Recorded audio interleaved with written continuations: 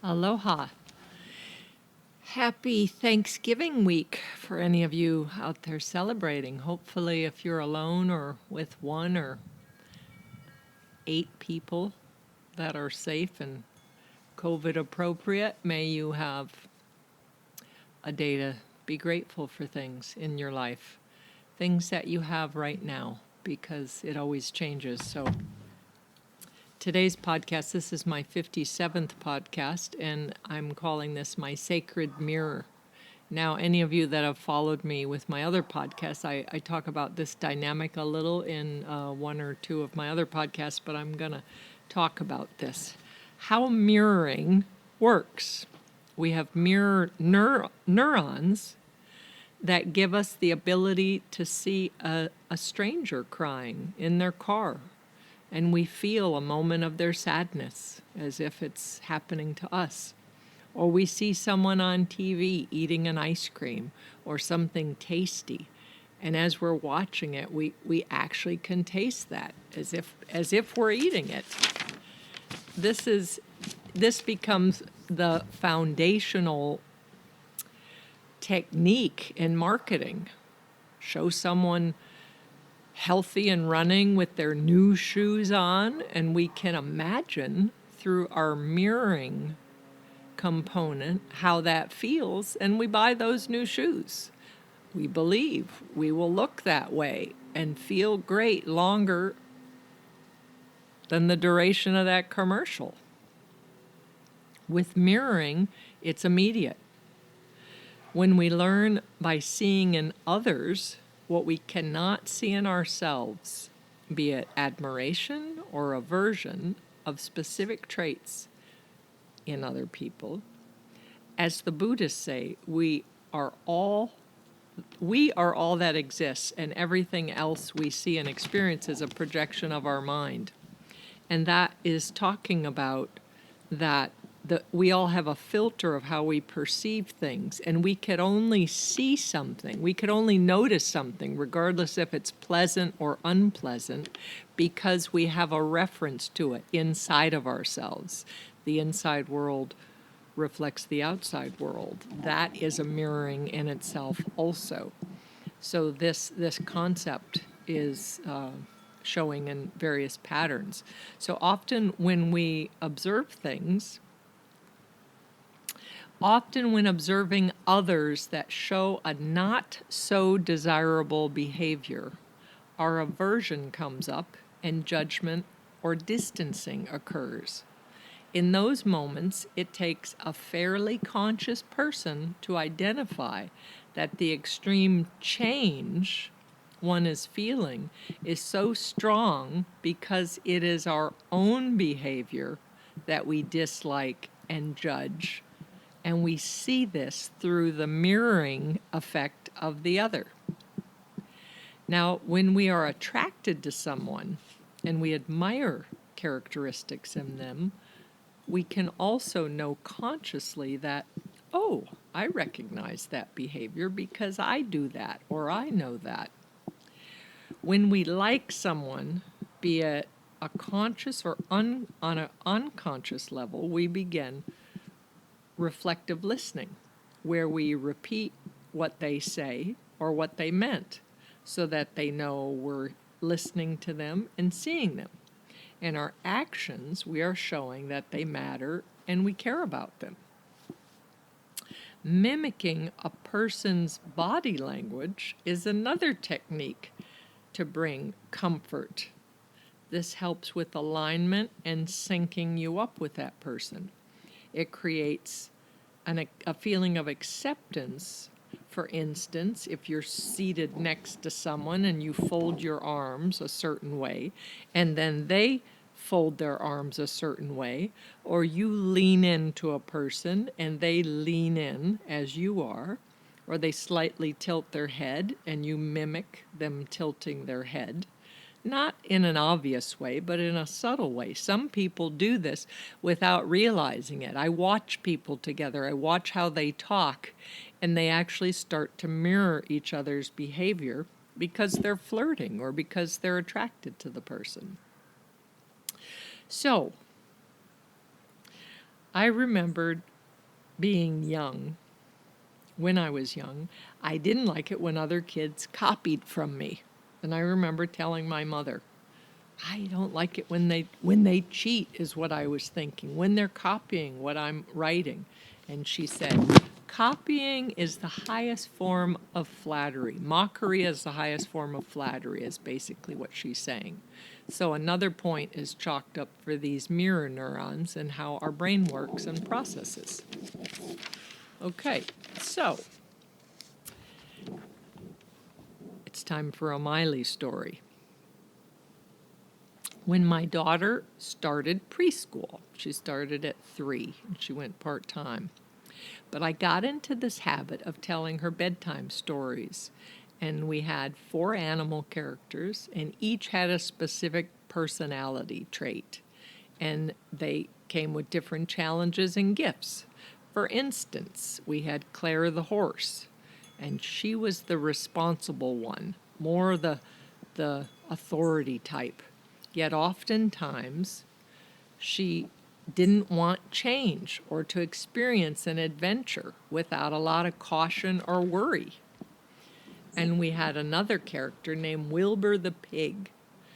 And Wilbur liked everybody. He could communicate to anyone that he met along his way, yet sometimes he wasn't very wise or discerning, and he would get his feelings hurt a lot.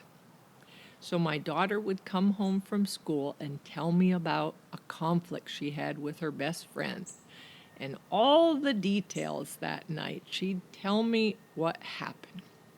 So when I started to tell her her bedtime story, I would have the same dynamic in the story.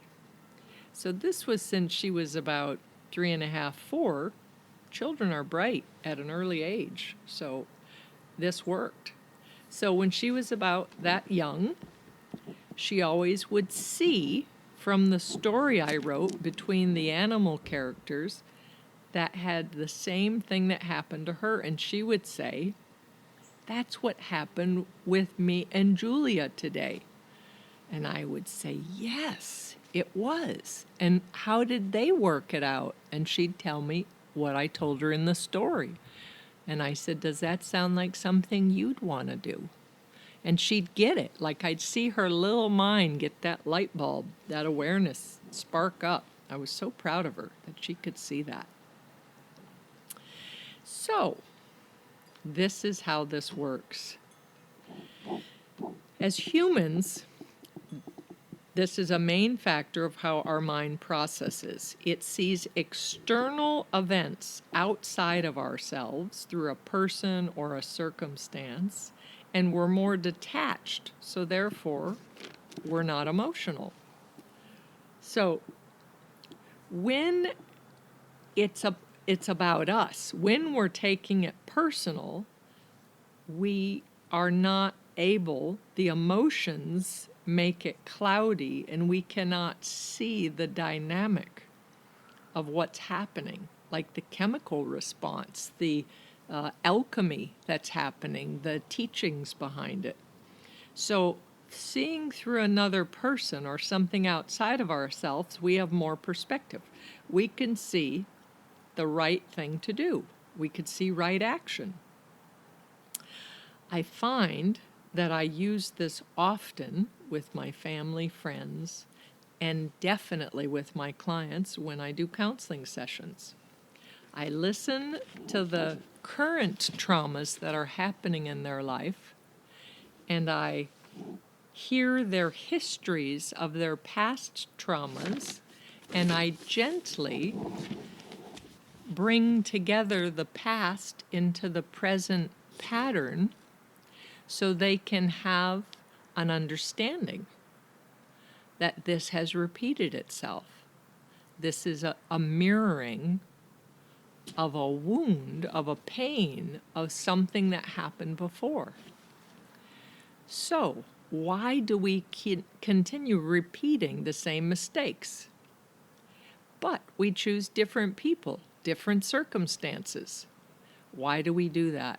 Because when we bring light, or awareness to our old wounds, and with understanding as adults, we have choices, yet it's easy to fall into the same groove or hole that's familiar that we've done over and over again.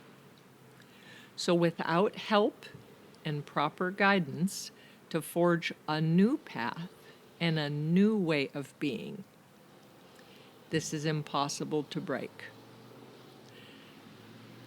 Having an understanding that this is how the brain processes, this is one of the main functions of this mirroring neuron, can help you understand how to move through it. The saying, no man is an island. So without being biblical, this phrase has a lot of power to it. It means to remember what we need to be healthier and happier in our lives. We need connections. We need others to show us what we can't see by ourselves. We all have moments of blind spots. When we are repeating relationship dynamics that are not so healthy, and we're feeling lonely and unhappy, it's important to reflect, to either have a trusted friend or family member or a counselor to deeply listen and offer constructive feedback. This will add enough of a broader view and a new perspective outside of your own thinking that it can help you to break these old patterns once and for all. Noticing when we see specific qualities in others that we're drawn to or want to push away. This is an indicator that this is a potent direction of personal growth, that with insight, with a deeper understanding, we can unlock a greater awareness. We can understand why we feel so strongly about it and why we feel as if it runs us. It runs a course of its own instead of being able to clearly see the dynamic. I've had this in my past when I was younger, where I would feel like I'm on this track and I'm just kind of going at a fast speed. And I didn't realize what that feeling was, but I've had clients tell me that. I've had good friends tell me that same thing. I just met this person, and it's going way faster than I wanted. And again, this is a mirroring effect. This means that we're being pulled into this unconscious groove that we're familiar with. So on a conscious level, when we feel pulled or pushed, so notice when anything draws your attention or repels your attention, just clearly see the patterns. See, wait, Samana told me to notice when I have a strong draw towards something or someone, or an aversion towards something or someone, that this is coming up from within myself, that this is an aspect of myself, and they, or the situation, is just mirroring it. If you could understand that much, through conflict that reoccurs often, we can see, although we will create new people in our scenario. So it sometimes takes us a while because we're distracted by this pretty new shiny toy, this new enticing person that has all of my attention. What happens is the same sticky situation is happening over and over. We are the only common denominator in every one of these dynamics. So it's the same mistake, different face. We're the same person, different face in front of us. So why do we repeat the same mistakes and negative patterns with these new faces? Again, when we notice the charge, when we notice the energy that pulls us or pushes us, and identify in that moment, it's time to step back and gain perspective, to consciously put the brakes on and know this is time for reflection, that this is an aspect of yourself you are not conscious of. So we want this to surface. We want to bring out understanding and acceptance. But with old frames, the wound is so deep and it is hard to see it. What we want is we want to heal and be transformed. So once and for all, when it feels like a relationship is either moving at a faster rate than your comfort zone, or we're getting into the same conflict theme with many people. So you keep having the same argument, or you keep hitting the same wall with a few different people in your life, in your day-to-day life, this is your inner self wanting consciousness, wanting awareness to happen. This is an indication of an unconscious pattern resurfacing. The good news is with enough of a willingness for change, having an openness to experience a new outcome, and having a trusted guidance from a skilled counselor or friend, you will be consciously creating a world that is closer to meeting more of the needs that you have now. So sometimes we carry similar needs throughout our life. We all want to feel safe and loved and accepted and seen and heard. So we all want those. But sometimes deeper needs that have been neglected when we were younger, and some with trauma, will play out in our present life with new players in the play, in a sense, because we're at a point, we're more stable inside, and we have gained more clarity and awareness that we're ready to look at it from a new perspective. Your personal relationships will be more fulfilling, connected, and integritous. I promise this. We're all in this classroom of life. We're healing our wounds. We're bringing light to unconscious patterns. Yet to change the outcome, we need to change the response. That is all within our power. Self-reflection is always a necessary daily tool. Use it to check in with yourself and see, are all the days mixed together and time is moving fast? Like, I've had different points in my life where I looked when I was younger and I'm like, wait, how is this like already, it was just March, how is it already November? Like, if that's happening, I want to ask you, are you claiming moments? Are you taking moments to notice your life, to feel your life, to reflect about what matters to you and what you're feeling? Are you being pulled in any specific direction or to a specific person, like a drug-induced experience where it's intoxicating? We do not want that blind love experience. We want a conscious. We want to feel happiness, to feel joy, to feel pleasure. But we want to do it where it's slower, where we're taking conscious breaths,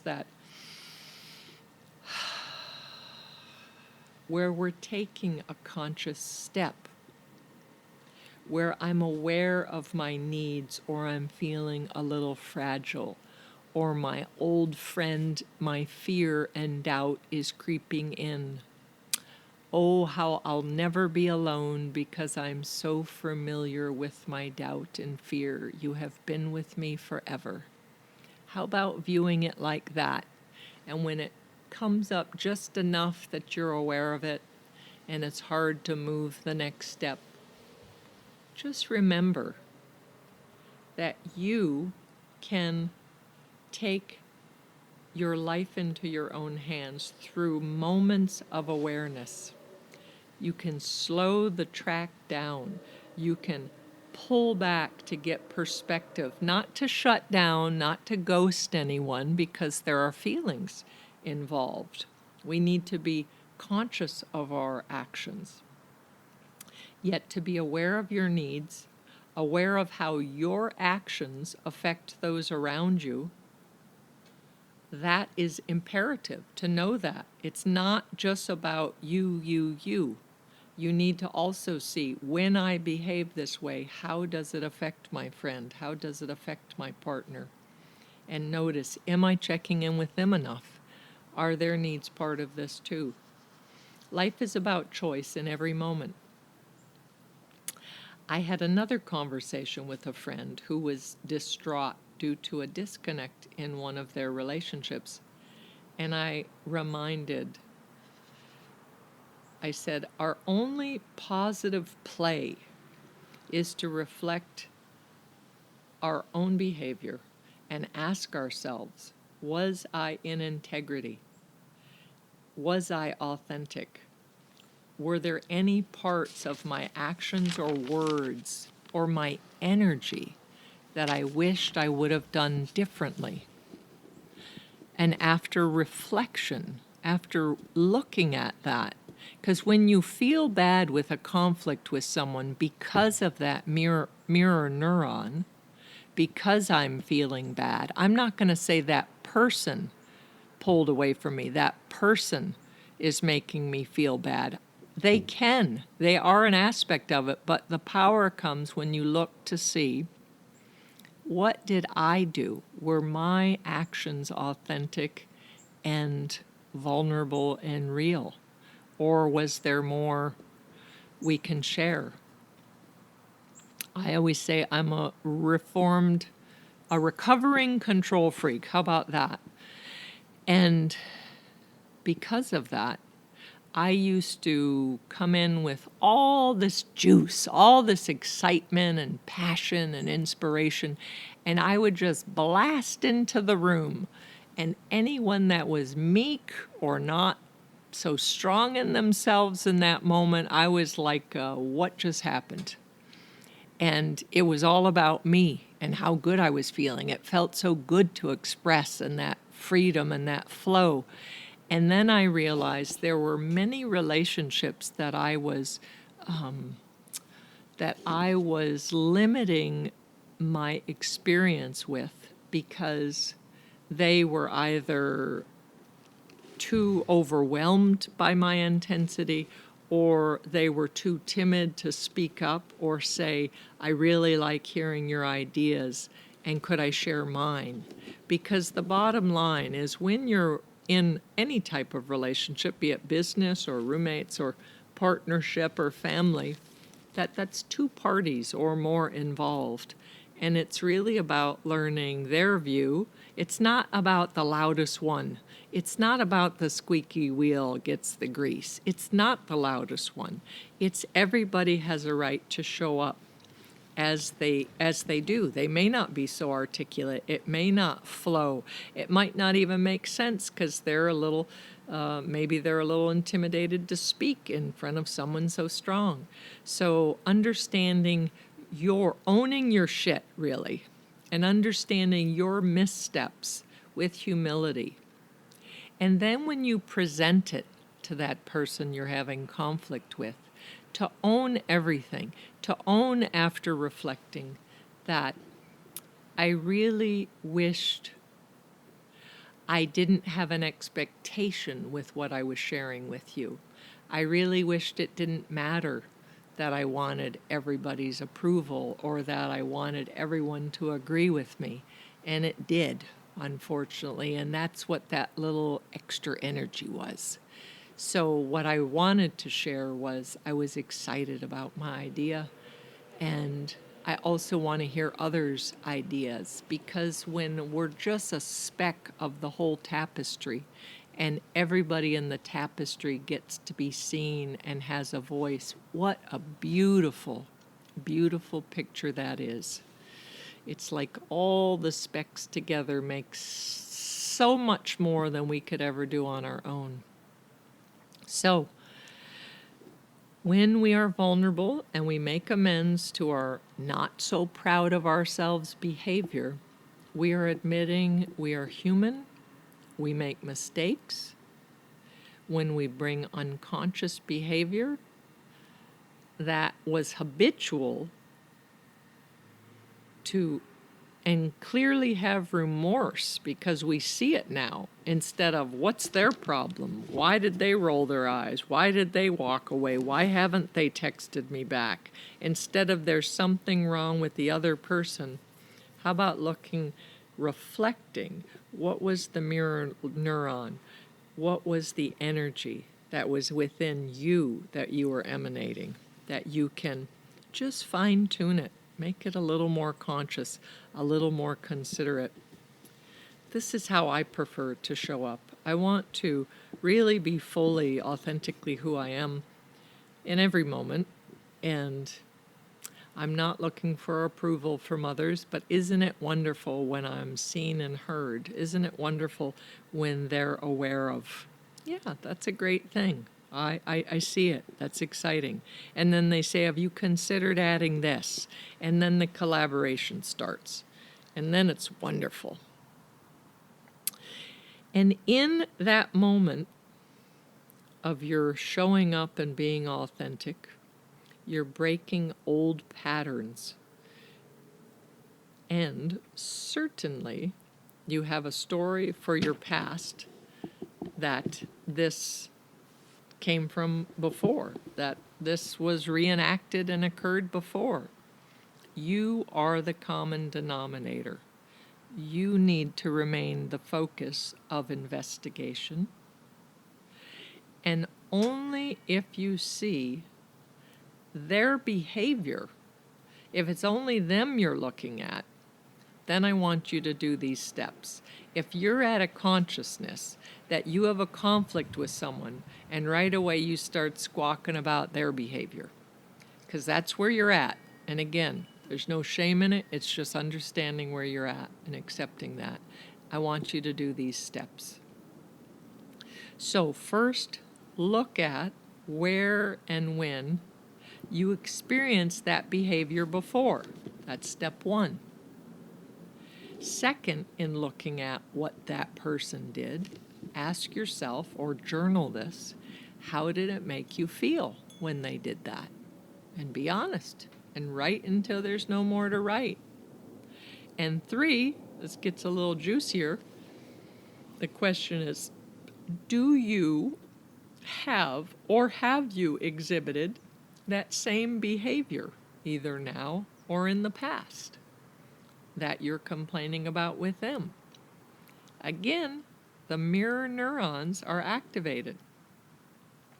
We now have a clue of how they work, and it's up to you to do your personal reflection. Look under the carpet, do the deeper work, and bless the people in our lives, even through the deepest challenges, that they are teaching us, that they give a shit enough to hold that mirror up, and we can feel those uncomfortable feelings, and we can look where those feelings started and how it makes us feel, and then we can let go of our own judgments and go into forgiveness and thank them for that, because when all of that personal work happens, I guarantee it will not feel so bad anymore. I guarantee once you see it all, you will not repeat the pattern again. And if you begin to, you won't step too far into it. You're like, oh, I know how this feels. I'm doing this again. Let's back that up. So remember that the way we learn is we're aware of this habitual pattern of ours. And sometimes we see what we did wrong, that we weren't proud of, I don't know, a couple weeks or a couple months later or days later. And that's the first step, is at least we can see what we did wrong. The second stage of consciousness, of breaking patterns, is in the middle of doing the behavior you're aware of, that doesn't feel right as I'm speaking that, or I don't really mean that, or I need to just stop, take a breath, and back that up a little. Okay, this is what I meant. And the third stage of awareness, of breaking patterns, is before you're about to say or do the behavior.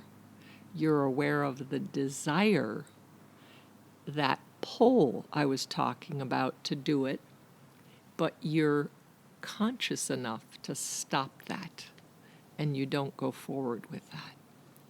That is quite the juicy path.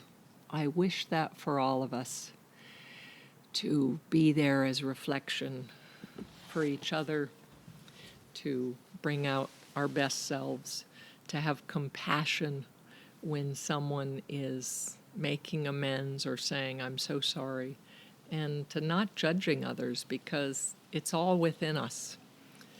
And again, anyone who needs counseling, guess what I do? So I do Zoom sessions. We do 1 hour sessions. I was $100 an hour. I dropped it to $75. I will do a sliding scale, and I could also do weekly sessions, 4 in a row, for $250. So contact me, 808-283-7587. I am Central Time in good old Austin, Texas. I hope your holidays are great. The next time I'm inspired, I will post again. I love it when you share this material, when you comment. Text me, email me, samana@spaluna.com, and somehow get back to me that it moved you, or you have questions about it, or topics you're interested in. I'm here to help wake up the planet and bring peace and freedom, one person at a time. Blessings all.